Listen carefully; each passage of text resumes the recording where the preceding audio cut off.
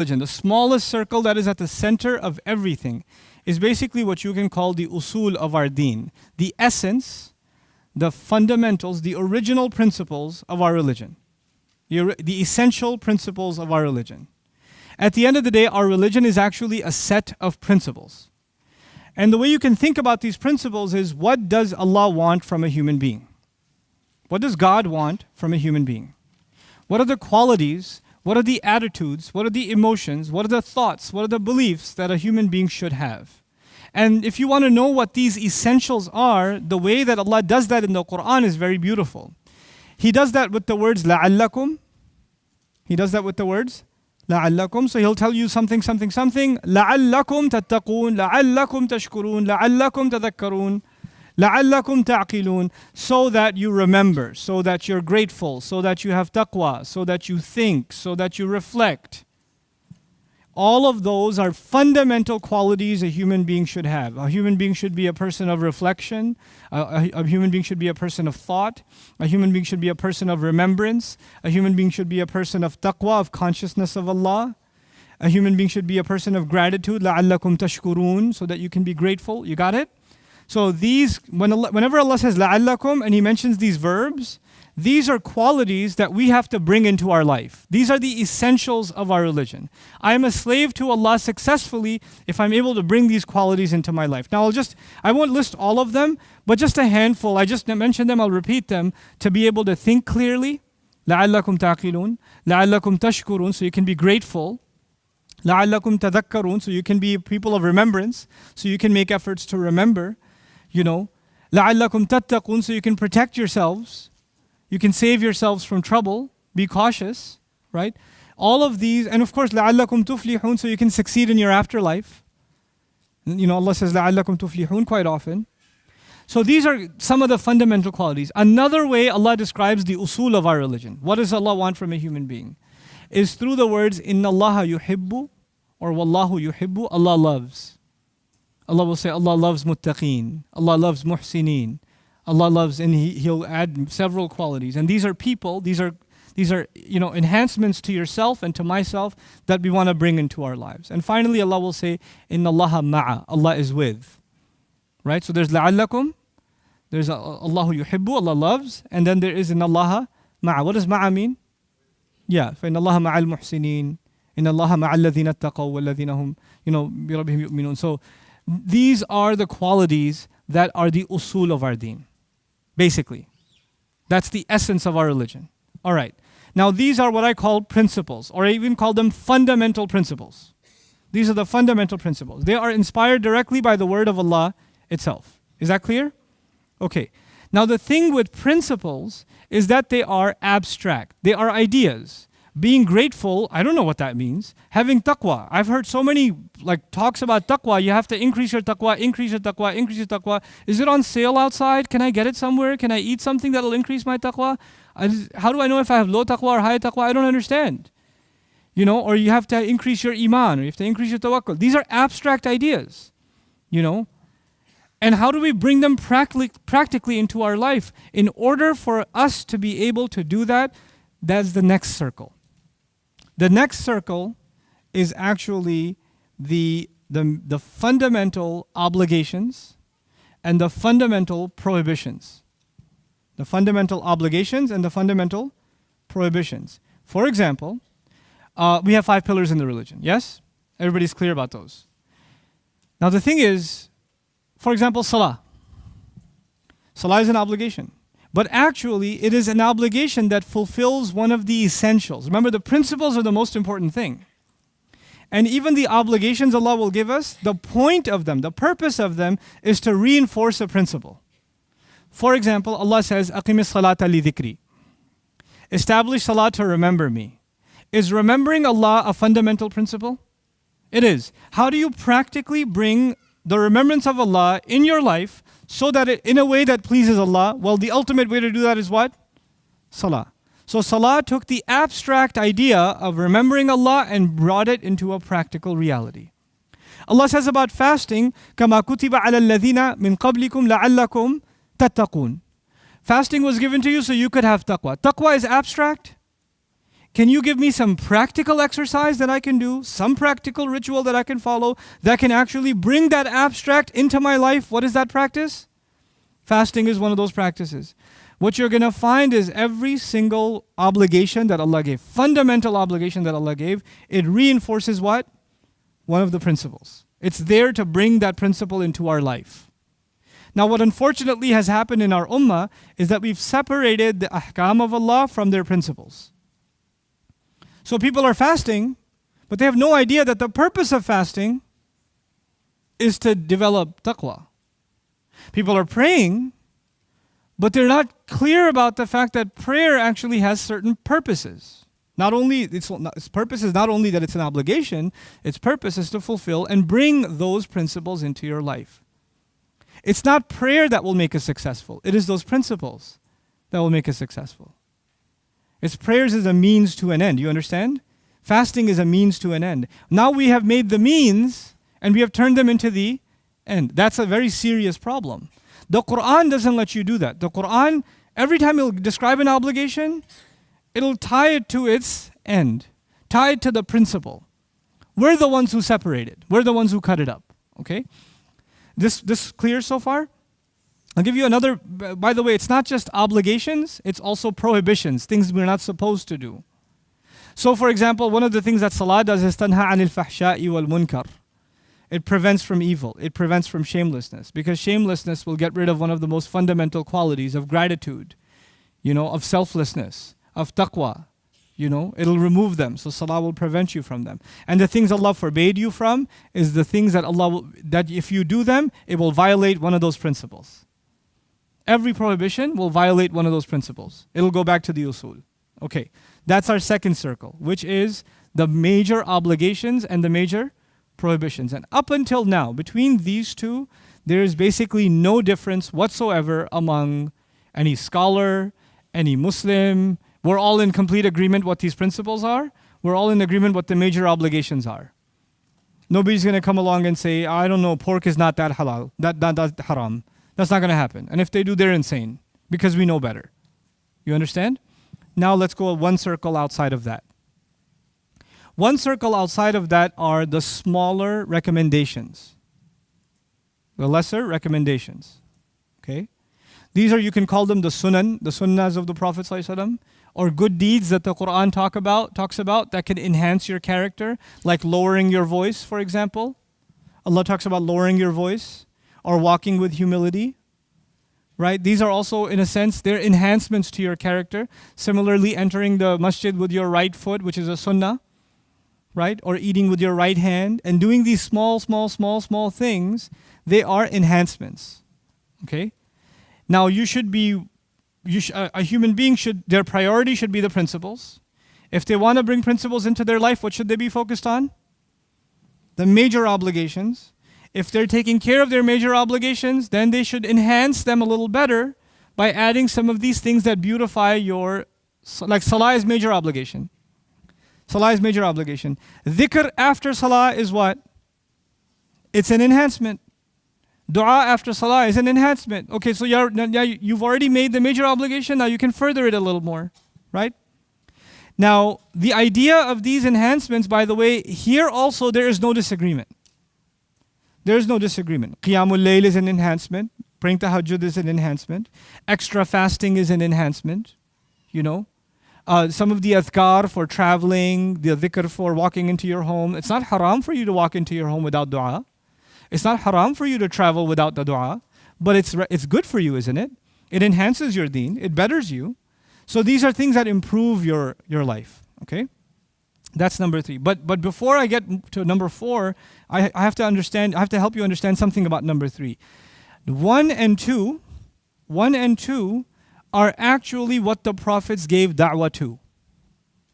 The prophets invited people to 1 and 2, which means they called people to these principles and they called people to their major obligations and the major prohibitions. That is the fundamental da'wah of prophets. When people accepted that call and they internalized it and they absorbed it and they were good at it, then the prophets would give them tarbiyah and give them some additional enhancements. You with me? Now what do? What we do is We put all of these, we actually forget principles, we don't even know what that is anymore. Major obligations and enhancements, we've mixed them together, and we've basically, if you're very serious about Islam, then all of them are major obligations to you. So if you see someone, for example, praying dhuhr and not praying sunnah, then you'll run after them. Hey, what are you doing? In other words, now we enforce people to follow the enhancements. And if they're not following the enhancements, then we run after them. We question the way that they prayed, or we question what they did or didn't do. You know, for example, even tajweed. Tajweed is not in the second circle. Tajweed is in the third circle. But what do? Your salah doesn't even count. You're not reciting, you're getting sin for reciting Quran. No, you're not getting sin for reciting Quran. You should learn tajweed. You should try to improve it. But if you're sitting there counting how many lengths were the muds, and how long was the qalqala? This was not how Sahaba did it.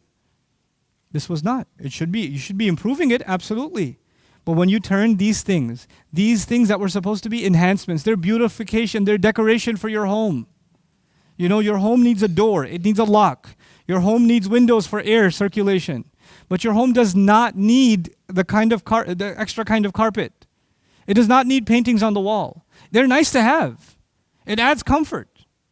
Putting a sofa adds comfort. But you can't tell people you don't have a house.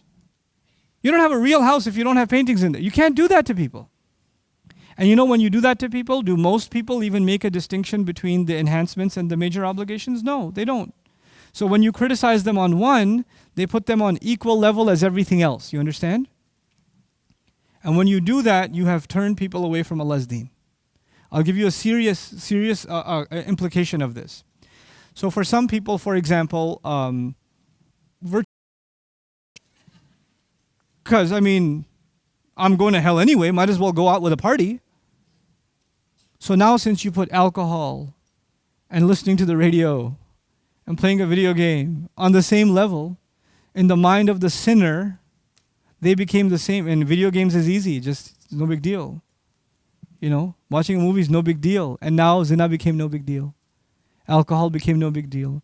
Drugs became no big deal. So when we don't keep these priorities the way Allah intended them, then we start creating problems in society. People think the more things we list haram, the better it is for the people. We're protecting the people. Let me tell you, prophets protected people better than everyone else. We cannot enhance what they did. Within limits, of course, the fuqaha will judge whether something is actually explicitly haram or not. There can be things that are explicitly haram that didn't exist before. They can be. But it goes back to a major sin, or it goes back to violating a principle, a fundamental principle of our religion. You with me so far? Okay, so this is the enhancements. And even in the enhancements, praying extra sunnahs, Mondays and Thursdays of fasting, doing the adhkar, visiting the grave, doing the extra du'as for entering, leaving the home, all the different things we do. There's no disagreements. There are no disagreements. If you want to become a better Muslim beyond the fundamentals, okay, go to the enhancements. Work on the enhancements. And add a little bit of an enhancement every day. Learn a little new dua every day. That's what you should do. Then there's a circle outside of that. Like outside of that, okay? Now there's this fourth circle. The fourth circle is issues on which the companions agreed. We don't find them in Quran. And by the way, these enhancements are predominantly found in the Sunnah, right? The circle outside of that is things that the companions agreed on. It's called ijma' as-sahaba. Ijma' means they agreed on, they had consensus. But actually there's no such thing as all the companions agreed. That's oversimplification. There are three kinds of agreement. So when the companions agreed, there are three kinds of agreement. Here's the first one. The first one is they agreed on an event. They agreed on an event. What does that mean? Not all the companions attended Badr. Some people became Muslim after Badr. But the ones who attended Badr will tell you it started on this day. It lasted this long. These were the supplies that we had. Why are they in agreement? Because they were all present. Got it? So this is why they are in agreement. Okay. The second kind of agreement is the agreement of the scholars among the Sahaba. The most knowledgeable among them, sometimes they would all agree with each other. Ijma' fuqaha is Sahaba. Okay?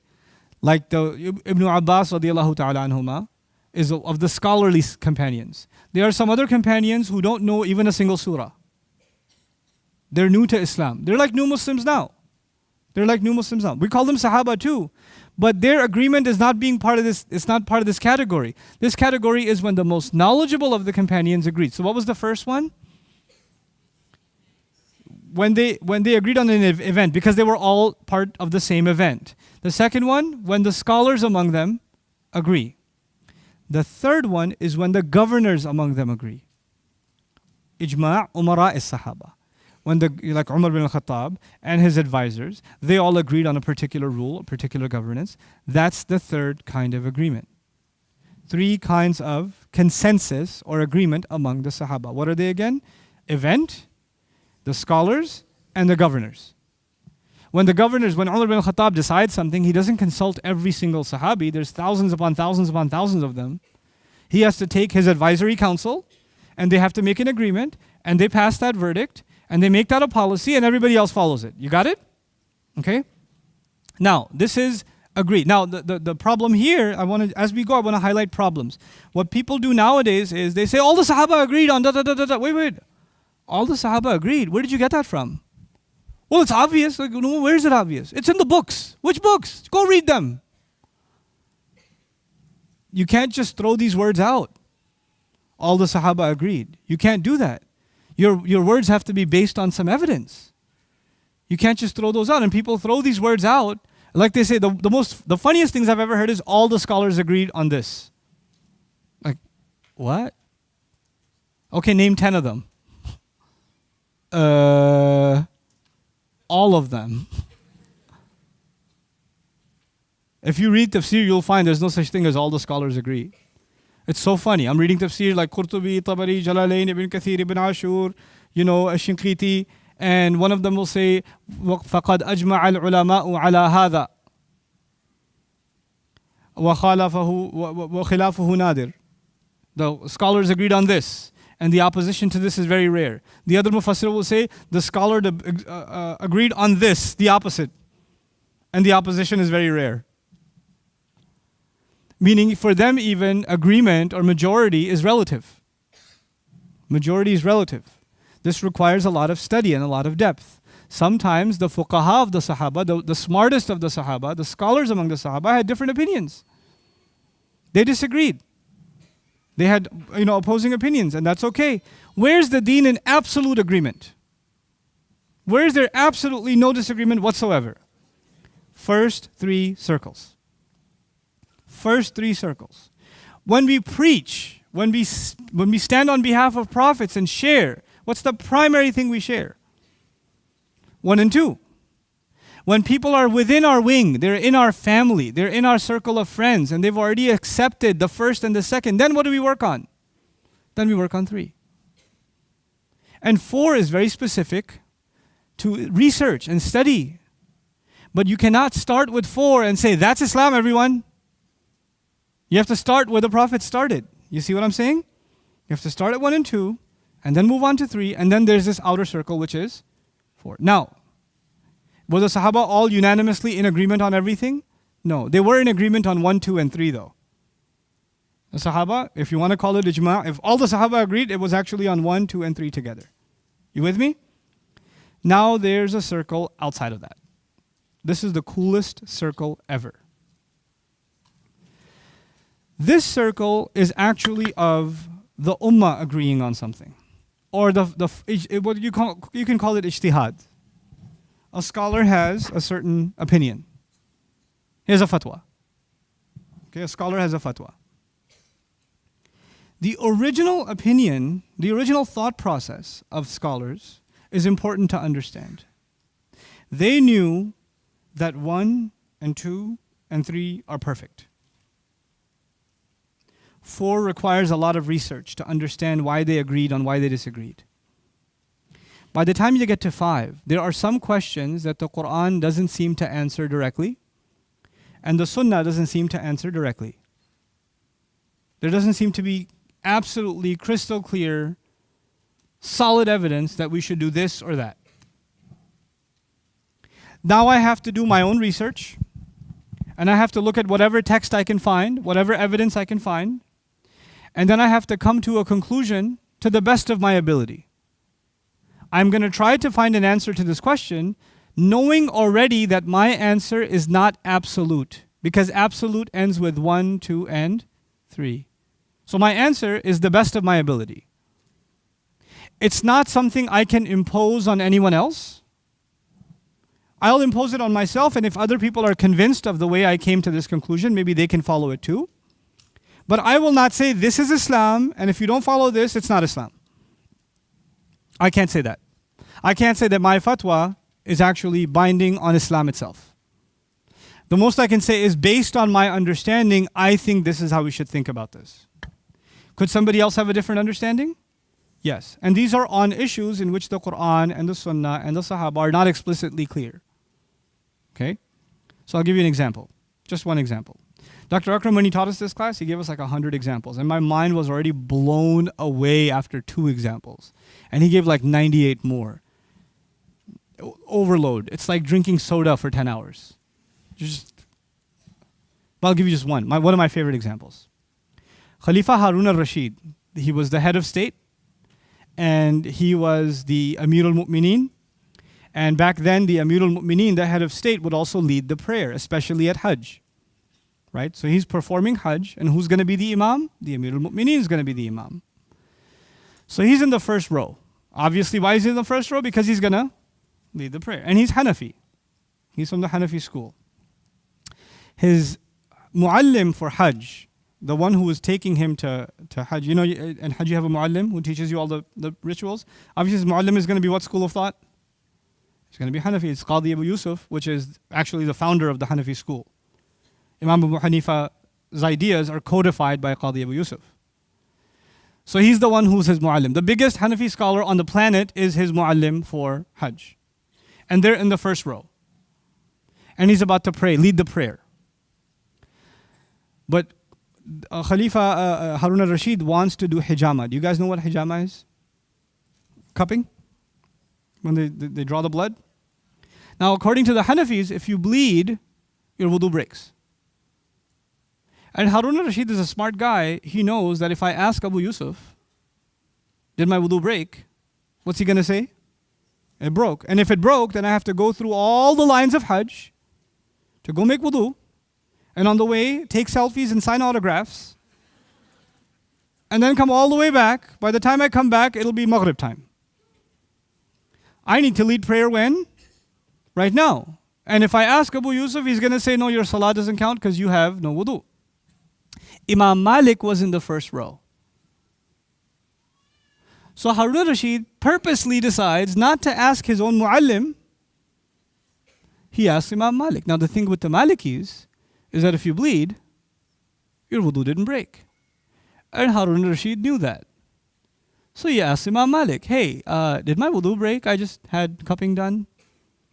And he said, no, your wudu didn't break. Please, lead the prayer. And so Khalifa Harun al-Rashid leads the prayer. At some masjid with 3 people there? How many people? Oh, it's Hajj. It's Hajj.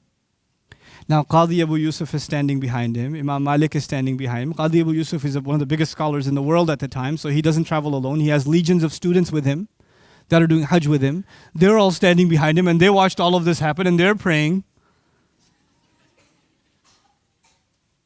And they finish praying, and they run after Khalifa Harun al-Rashid. Should we repeat our prayer? How did you allow him to lead the prayer at the Kaaba without wudu? And Qadi Abu Yusuf, who's what school of thought? Hanafi. He turns to his students and he says, anybody who dares to repeat their prayer is from the Khawarij. They're from outside this deen. Why did he say that? Because they had a different thought process when it came to fatwa. Their thought process was, look, there's nothing explicitly clear about bleeding and wudu breaking. It's something that has to be analyzed and extracted. To the best of our analysis, it breaks. To the best of the Maliki's analysis, it doesn't break. But you know what? At the end of the day, this is my analysis and this is His analysis, there is no ayah of the Quran that says bleeding breaks wudu. There is no hadith of the Prophet ﷺ that says bleeding breaks wudu. So that we cannot argue that this is qawlun fasil, it's a done deal. It's at the end of the day the best of our analysis. Therefore, I don't know if I'm right and I don't know if he's wrong, and I am not willing to sacrifice what I know is a principle, and the principle is brotherhood. The principle is innamal mu'minuna ikhwa. The principle is yu'thiruna ala anfusihim walau kana bihim khasasa. I'm not willing to violate this principle to hold on to my fatwa. That was their attitude. That's how classically, this is how they thought. If you study the fuqaha, and I'm not a student of fiqh, and even if I am, I won't tell you. But if you study the fuqaha and they disagree with somebody, number one priority, principles. Principles. Fairness, justice, consciousness of Allah, honesty, truthfulness. These are priority. What teaches those principles? The fundamental obligations are supposed to reinforce those principles. What enhances those principles? The third circle. Now what we've become, most of our questions about Islam, they don't even belong to the fourth category. They belong to the fifth category, and we've lost all sight of the principles. When you, for example, have in the Quran, Allah describes people who love to be pure. And you go to Hajj. Hajj is a fundamental obligation. And it's supposed to virtually reinforce every single value inside of you. Taqwa, gratitude, remembrance of Allah, honesty, justice, all of it. You know, a care for people is the legacy of Ibrahim alayhi salam. And when you're standing in front of the Kaaba and you're trying to touch the black stone, and people are willing to elbow you in the face and throw a grandma far away so they can touch it, and another guy's willing to climb on top of 5-6 other people to get to touch Hajar Aswad so he can ask for a Lexus or something. And when he touches it, by the time he gets to it, only dua he should be making is, may Allah forgive me for what I just did. It seems that we have the rituals, but we don't have any recognition of the principles. When you have people walking in Muzdalifah, is sacred land. It's sacred land. This is a land where you're supposed to just spend the night just making dua to Allah. Just spend the night remembering Allah. And when you get out of Muzdalifah in the morning, you cannot take 2 steps. You don't remember whether you're standing in sacred land or in the middle of a landfill where garbage is dropped.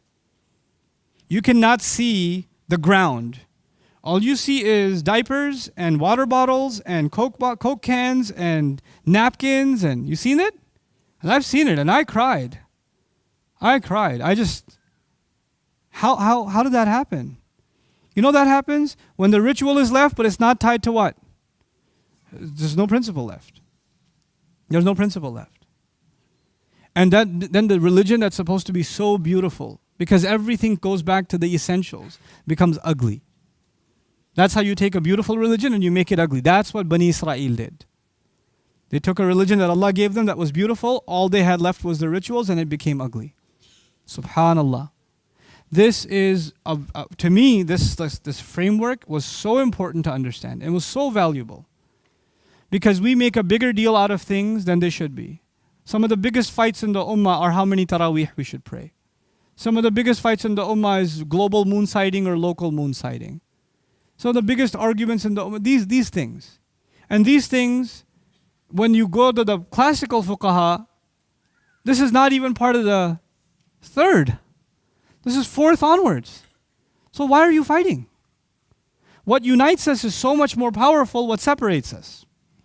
But you know the thing that unites us, when you no longer focus on it, then the only focus left is on things that separate us. And even today now, when a Muslim looks at another Muslim, they think, is he Shafi'i or is he Maliki or is he like me or no?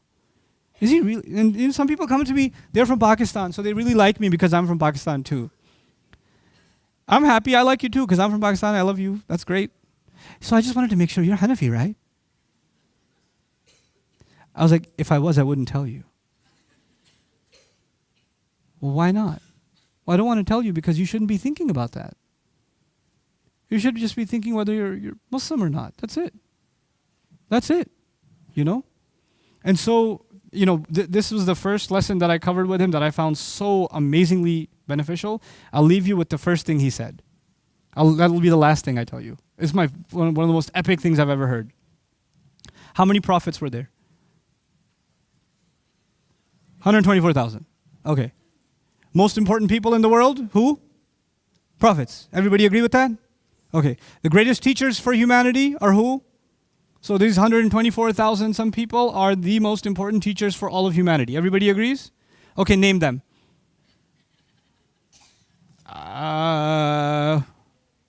Why? They're the most important people. You should know their names. Well, no, Allah didn't tell us their names. Allah only told us like 25. Yes? So there's a few missing? These most important teachers of Islam, we don't even know their names. Allah will not ask you who Abu Hanifa was. He will not ask you who Imam Shafi'i was. So okay, relax. If I say it, it doesn't mean anything. When one of the biggest Hanafi scholars in the world says it, I go, that was his introduction. I was like, we have to put things in their proper place first, before we learn. So he started with that. Now, my last comments. Those were his first comments, and I made them my last comments. My own last comments are about how the Muslim mind works. I know this because my mind used to work this way. When you're growing up learning about Islam, sometimes you hear a story. Some barakat or some this sheikh made this dua and then this happened and that happened. Or you have a story of the companions. Or you have a story of the prophets. Or you have this thing about this one gives you this many good deeds, that one gives you that many good deeds. Or if you do this, you get punished this way or that way. You've heard these things your whole life. Some of those things are from the Quran. Some of them are from the Sunnah. Some of them nobody knows where they're from. Some of those are just stories. Some of those, and there's these different things. And in your head, there's this mixed ground salad of all of these things together, and all of them are Islam together. You understand? But should it be separated? What is the word of Allah and the teachings of the Prophet ﷺ? And that should be in its place. And you shouldn't mix this with other things. We shouldn't be mixed with other things. Why am I drawing these circles? So that when you think about Islam, you primarily think about the first three circles. And when you hear anything else, you can put it in its proper place. And if you disagree from 4, 5, and 6 onwards, if you disagree with 4, 5, and 6, that does not make us a divided ummah. That does not make us a divided ummah. Where is the unity of the ummah? 1, 2, and 3. That's where the unity of the ummah is. We don't have to all have the same fiqh. We don't have to pray witr the same way. We don't have to pray the same number of taraweeh. We don't have to do that. We don't have to have the same fatwas on all the issues. We don't. That doesn't make us a divided ummah. We can pray different days on Eid. We're still going to be one ummah. Because we're united by something far more powerful. But when all of these things are mixed together, then all you see is division. Then that's all you see. May Allah Azza wa Jal make us a united ummah in the genuine sense of the word. And may Allah Azza wa Jal give us the right sense of priorities in our religion. Barakallahu li wa lakum. Assalamu alaikum wa rahmatullah. Thanks for watching, guys. I hope you benefited. I'd like